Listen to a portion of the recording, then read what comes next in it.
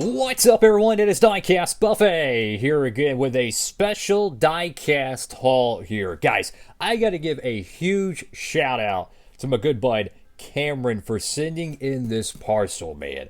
I apologize, I haven't gotten to do this video sooner. I've been incredibly busy. Then you had the Advent calendar and just all kinds of other videos and just a whole bunch of stuff in terms of filming content. But I wanted to make sure when I do this video, I can do the video properly. So I want to say thank you so much, bro, for sending in this parcel. You didn't have to do that. I greatly appreciate it. So I really do appreciate it, man. I'm going to go ahead and carefully open up the parcel here. How y'all doing out there, fellas? Make sure to like, comment, and subscribe. Go ahead and carefully open up this parcel, man. I'm so excited for this, man. You did not have to do this, bro. I really appreciate it, man. And I am excited to get this one opened up. We'll go ahead and tear the tape. There we go.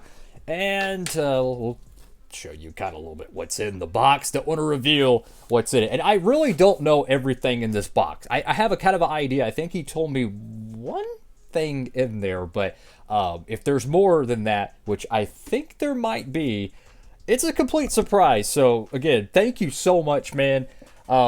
I'll try to leave your Instagram down in the description. The first thing here in the parcel, oh boy, no freaking way.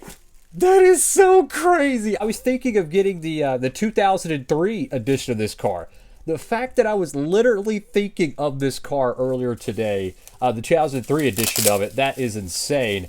This is the 2004 Jeff Gordon Pepsi. What is it? The Billion car. It had a special promotion back in 2004. Oh my gosh, dude. This car is so cool, man. Bro, thank you so much for this, man. God bless, man, because I sure don't deserve any of this stuff, man. I'm going to keep it a buck, man. That is so cool, dude. Bro, look at that paint scheme. That is freaking awesome, man. The Pepsi Billion car from 2004. Oh, my goodness. That car is... Wow. That is freaking awesome. I'm going to set this over here. We're going to remove the bubble wrap because there's some tape on there, and I don't want it to stick to the packaging. So we're going to go ahead and carefully dig back here in the box. And how about this? This is a Michael Waltrip. Oh, my goodness, dude. You did not have to do this, bro. Like... I really appreciate this, man. I can't wait to do diecast reviews on these, man. Sincerely appreciate it. This is is it a 2004 or 2005? I want to say it's a 2004, I believe. And what's crazy is I remember getting this car as a kid in 2004 for my birthday, I believe. And I think I actually have a photo of that, believe it or not, which is like a nostalgia trip. I mean, to put that in perspective, I remember that birthday, one of the, like the little gift bag things. NASCAR was so popular then, bro. They actually had a Dale Jarrett UPS gift bag thing. I remember having that or whatnot during that birthday thing. But I think it's the 2004. That is so freaking cool. Like the one I have, it's got chips on it, right? It's seen its fair share of use. So this will be a fantastic diecast review. Bro, I look, man, my day has been made, man. I'm just going to keep it real. My week has been made. This is so cool, man. I'm kind of glad I took my time to kind of wait to open this up because it's been sitting here and I'm like, I have no idea what's really in this box. But when I go to film it, I want to make sure it's, it's not rushed or anything. Dude, thank you so much, man. God bless, bro. I don't deserve any of this stuff, man. I really don't deserve any of this stuff here, man. How about this? Now, this is what he mentioned. He said he got for me. I'm like, dude, you don't have to do that, man. I mentioned this in one of my videos. This was, oh my goodness, probably months ago. I don't remember the exact video. But I mentioned about this diecast set that came out in 2006. I don't know if y'all could hear it because the tape, the microphone picks up noises a lot louder than what it really is sometimes. But anyways, there is this special diecast set in 2006, and ever since I learned about it, I have been wanting it. Oh my goodness, this is so cool. Check this out. Freaking 2006 Wood Brothers Racing 3-car set. If you remember, a lot of the diecast sets back in the 2000s, they actually had a ton of them, right? Well, closer to the end of the Gen 4 era, a lot of them, or a couple of them at least, they were 187 scale ones. No, this is a true 164 scale Wood Brothers Racing diecast set. I mean, I love the box artwork, like the way the cars are displayed, very similar to the Atlanta 3-wide set that we had for 2024. These are beautiful cars. You have the little Debbie's car, you have the Motorcraft Parts Service Ford, and then you have the U.S. Air Force Ford. Now, the drivers for these, I want to say they're all 3 Ken Schrader, or at least 2 of them were Ken Schrader. This is back in the Gen 4 era. I think they're all 3 Ken Schrader. That is so cool. That's back in the Gen 4 days when some of the signatures on the cars can be a little bit hard to read. I remember that as a kid. I would be like, "What? Who drove this car?" And I'd have to go and compare contingencies and stuff. So that is freaking awesome. Oh, check this out right here. We got Joe Gibbs, Game Plan for Life. Oh, that is so freaking cool, man. Look at that. You got Coach Gibbs. You got a Gen 4 nationwide car. What year is that? That has to be 2008 or 2009, or maybe even 2010. They did run the Gen 4s in 2010. That is so freaking cool, man. Pro Football Hall of Fame and NASCAR Hall of Fame member. That is freaking awesome. I think it's autographed as well. Check this out here. So we have Coach Gibbs right there. Let me get my camera focused. Look at that nice silver like Sharpie there, man. And we go ahead and open this up and. Let's see. Whoa, look at all this. Oh, it's like a little pamphlet. Oh, that's freaking cool, man. So I'm going to try to get it in a still shot. So if you'd like to check this out and read it, you can. That is freaking cool, man. I remember, as a kid growing up in the 2000s, man, the Joe Gibbs Racing Pontiacs, man, and always loved those paint schemes. That is freaking awesome. I'll have to check this out. And I'm going to show the other side of it here because I don't want to keep it too long-winded for y'all, but that is freaking awesome. And I could see some scripture here, which is really awesome. And I'm going to talk a little bit about that at the end of this video. Once we have the whole unboxing here, I'm going to talk a little bit about that. But what a freaking awesome diecast haul here, man. I'm so excited, man. And Cameron, man, God bless you, man, because I don't deserve this stuff. I'm going to keep it a buck, man. I really don't deserve this stuff. I'm just really grateful for it, man. I greatly appreciate it, bro. And we got one more thing here, and I'll clean the studio up and we'll do a recap. Check this out here. This is a Matt Kenseth. Oh my goodness. What is this? What diecast model is this? Is this a Hot Wheels? I think it is a Hot Wheels one. Let's see that. Oh yeah, it is. This was his first win paint scheme, I think. I want to say, yeah, this is a year 2000 Matt Kenseth promo car. I'm not sure how these were distributed back then, but if I remember correctly, these were a part of like they were like a little promo, little card back, something like this, but about half scale. And it was for something like Energizer or Duracell, something like that. Anyways, they did one for each of the Roush or Hot Wheels drivers, their first wins. I think they did one for Ryan Newman, Kurt Busch, Matt Kenseth.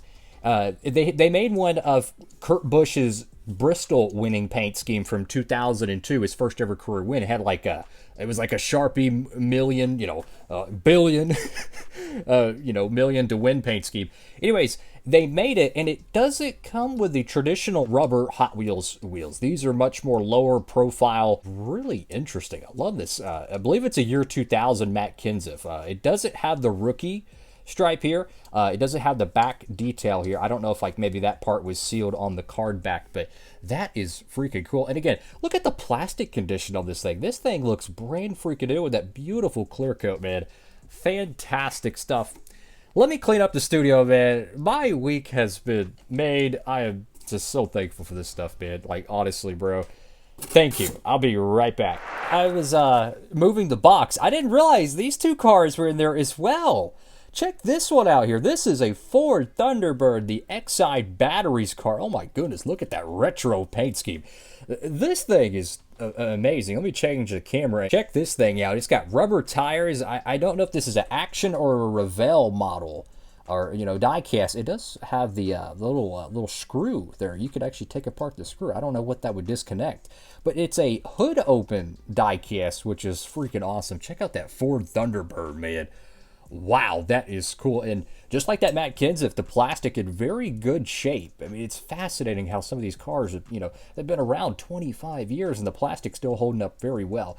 I don't know who the driver is. It's kind of funny how I mentioned earlier with the whatchamacallit, with the signature thing of the Ken Schraders, and I didn't know what the signature could be on some of these Gen 4 cars growing up. I mentioned that. I can't honestly read it, so I don't know, but that's a beautiful looking diecast, man. I love them Thunderbirds, man. That is freaking cool. And check this out, a COT diecast, man. That is freaking awesome. Let me go ahead and open this one up. I think it's a track promo. We'll get a gander at it here and take a closer look at this. I didn't even realize these were in the box. I was, moving it. I'm like, whoa, there's something in there. This is so cool, man. Like, for real, bro. I really do appreciate it, man. This is so freaking cool. Check this out. We have the Lowe's Motor Speedway. This is back when it was the Lowe's Motor Speedway. This is the 2009 Coca-Cola 600 promo, and I could imagine someone picking this up at the track back in 2009 on a Monday morning or whatever when David Rudiman won. If you remember, the race was rain shortened. So I can imagine this sitting out, outside the racetrack, and, half of the souvenir trailers are gone, and someone picked up the promo diecast as they, waiting in the stands. Like, the stories some of these diecasts could tell from that day, specifically when Rudiman won the Coke 600 in 2009. So that is freaking awesome. Let me transition the camera here. Let me go rotate that. Boom, boom, boom. And wow. Dude, thank you so much, Cameron. Bro, I really appreciate it, man. The generosity, the kindness, just absolutely thankful for it. So I wanted to talk about something here on the channel, and I don't know how to talk about this necessarily on the channel, and let me make this very clear. I am the least qualified person to talk about this on the channel, but there's something that I wanted to say, and I feel like maybe God is wanting me to say as well. One thing I've heard in my life a lot, and if you're not religious or spiritual or faithful, whatever you want to coin it as, it's okay if you want to go check out one of my other videos.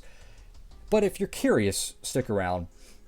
One thing that I learned a couple years ago that really like changed my perspective on everything in life was learning about the thief on the cross. And I've heard people say this to me, that they feel like they're not good enough, they were never good enough, or God doesn't want them or anything like that. And the reality is, no one is ever too far gone. It doesn't matter what you've done in this life if you're still alive. The thief on the cross is a testimony that as long as you're still here, there is a chance. You know what I'm saying? God is not done with you. And I feel like that's something that I don't see talked about a lot. And when I learned about that for the first time, it blew my mind. It literally blew my mind. And I feel like that was something I wanted to share with y'all today. And let me make this very clear. I am the least qualified to talk about this. Anybody pretty much can ask me. I'm the worst of all sinners. I'm beneath you. I'm the dirt beneath everyone's feet. I'm the filthiest of rags. I'm not going to ever, I don't want anyone to ever think I'm, more righteous or anything like that. So when I talk about these things, I don't want anyone to ever think I'm righteous or perfect or anything like that. I will tell you, I am the worst of all sinners. So understand that what I'm saying this from a perspective that I am no better than anyone. But I just feel like that situation there with the thief on the cross, at the crucifixion of Jesus Christ, like that moment, learning about that for the first time, just truly changed my perspective on everything in life. That no matter what you've done in this life, and no matter where you're at, you are not too far gone, because the thief on the cross, he changed his heart in his last moments, and he went with Jesus. So it's just that moment right there changed my perspective on everything in this life very much. And again, I say this as humble as I possibly can. I am no better than anyone, so I don't want no one to think that, oh, he's, he puts the stay humble on his channel and he says, have a blessed one. Understand that when I say these things, I'm no better than anyone. I can't tell you how many people I've literally told people that, like, I am no better than anyone. That's just how my brain is wired. I'm not righteous or perfect or, pure, anything like that, guys. I'm a sinner. So I just want to kind of talk about that. I apologize if I was a little bit too long-winded there, but, I usually don't talk about stuff like that on the channel, but I feel like there's a reason. God wants me to say that for a reason. Maybe there's someone out there watching this video. Maybe there's someone who has that in their mind. They think they're not good enough. Let me tell you, man, the thief on the cross says different. So just want to say thank you all again for watching the video. Man, Cameron, thank you so much, bud. I appreciate it. Instagram down in the description, so people can go check you out there. Thank you all so much for watching the video. We're going to be doing some diecast reviews. I'm going to try to do a review on all these. I'm going to have to do some research on this one because I don't know if it's one of the Bodines. I can't remember who drove this car. This doesn't look like early 90s. It might be a mid-90s model. I'm not 100% sure. But yeah, I'll do some research on it, and then awesome stuff here, man. Just so thankful, man. This is like, it's like Christmas for me, honestly. Just all these different cars, man. So thank you all for watching the video. Have a good one, guys. Have a blessed one. DB signing off.